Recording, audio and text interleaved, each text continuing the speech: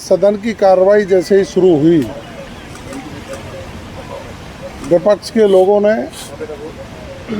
एक आधारहीन बात पर, जिसकी कोई सत्यता नहीं है, उसको लेकर सदन की कार्रवाई को बाधित करने की कोशिश की।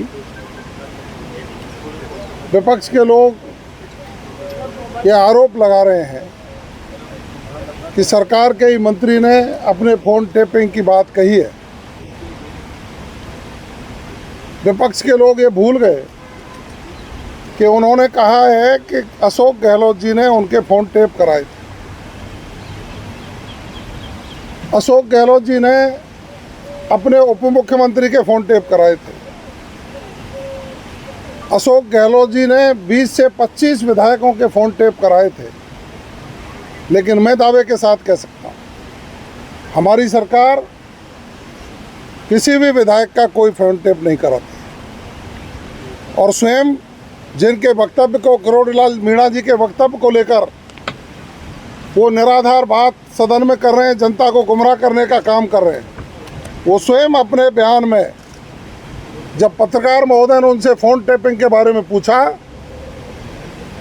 तो उन्होंने टिप्पणी करने से इनकार कर दिया। इससे साबित होता है कि उन्होंने किसी भी प्रकार का कोई आरोप नहीं लगाया।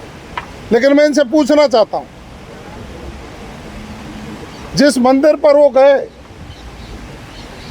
उस मंदिर पर जब भगवा फहराने की बात किरोड़ीलाल मीणा जी कर रहे थे, तो इनके ही आदिवासी के नाम पर अपने आप को विधायक कहने वाले, गंगापुर से आने वाले विधायक ने उन पर भद्दी टिप्पणियां की, उनको भगवा फहराने से रोकने की कोशिश की। इनकी सरकार ने कोशिश की, और आज जब कोई मुद्दा नहीं है, विपक्ष स्वयं अपने ही मुद्दों से घिरा हुआ है। प्रदेश के मुख्यमंत्री जी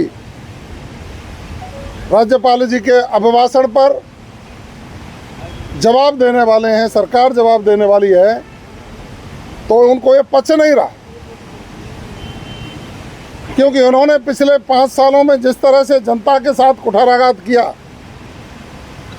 और हमारी सरकार ने 1 वर्ष में ही जनता के हित में निर्णय लेकर के राजस्थान को विकास की दृष्टि से नंबर 1 बनाने के रास्ते पर चल पड़ने का संकल्प लिया है, उससे ये लोग तिलमिला गए। झूठ मूठ की बातों पर सदन को गुमराह करने का कुत्सित प्रयास किया जा रहा है। आज डोटासरा जी और जूली जी लंबी लंबी बात कहने के लिए सदन के बाहर भी आए। उनको अपने गिरेबान में झांकना चाहिए कि वो जब स्वयं सरकार में थे तो अपने ही मंत्रियों के, विधायकों के फ़ोन टेप करा रहे थे। उनको ऐसा ही लगता है जैसे वो खुद हैं, ऐसा ही दूसरे की ओर देखते हैं। लेकिन मैं पुनः फिर दावे के साथ कहता हूँ, मैं प्रदेश का गृह राज्य मंत्री हूँ, हमारी सरकार किसी भी विधायक का, किसी भी मंत्री का फ़ोन टेप नहीं कराती। जो आरोप लगा रहे हैं, क्या गलत आरोप है उनके, किरोड़ीलाल मीणा जी के? मैं कह रहा हूँ, सरासर सिरे से खारिज करता हूँ सारे आरोपों को। और विपक्ष के लोग बिना वजह से सदन को गुमराह करने के लिए, सदन की कार्रवाई को बाधित करने के लिए, राजस्थान के विकास को रोकने के लिए एक सोची समझी साजिश के तहत नाटक कर रहे हैं। लेकिन ये जनता देख रही है, उनका ये नाटक ज़्यादा चलने वाला है। मैडम साहब, विपक्ष को छोड़ भी दें अगर आप, लेकिन डॉक्टर किरोड़ी मीणा तो खुद एक जनसभा में कह रहे हैं मेरा टेलीफोन टेप हो रहा है, मेरे पीछे पुलिस लगाई गई है। क्या वो गलत बोल रहे हैं क्या? देखिए, मेरे पास जिस अखबार की कटिंग को लेकर के आज का मुद्दा इन्होंने उठाया, उस अखबार की फोटो प्रति है। उसमें वो नीचे जब पत्रकार पूछता है क्या आपका फ़ोन टेप हो रहा है, तो स्वयं उसका टिप्पणी करने से इनकार कर देते हैं। इसके मायने क्या है? वीडियो में बोल रहे हैं, इसके मायने क्या है? बोल रहे हैं मेरा टेलीफोन टेप। इसके मायने क्या है? जिस अखबार की कटिंग को लेकर के विपक्ष आधारहीन मुद्दे को बना करके सदन के समय को गुमराह करने का काम कर रहा है।